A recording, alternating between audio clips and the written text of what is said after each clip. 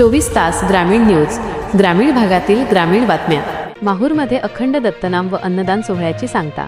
15,000 भाविकांची उपस्थिती। ब्रह्मपुरी झटाळा तरोडा येथील श्री दत्तमठ संस्थांमध्ये अधिक मासानिमित्त आयोजित अखंड दत्तनाम व अखंड अन्नदान सप्ताहाची सांगता रविवारी 14 जून 2026 अत्यंत उत्साहात झाली।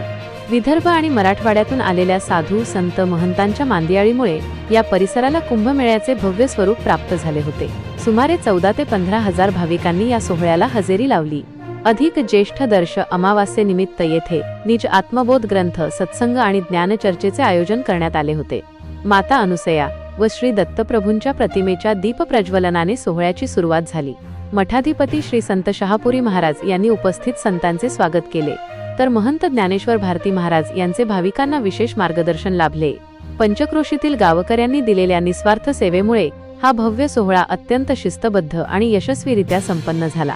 नामस्मरण, अन्नदान आणि संत संगतीचा हा त्रिवेणी संगम भाविकांच्या मनात दीर्घकाळ रेंगाळत राहील। माहूर प्रतिनिधी अविनाश पठाडे। आपल्या परिसरातील बातम्या बघण्यासाठी आता 24 तास ग्रामीण न्यूज चॅनलला सबस्क्राइब करा।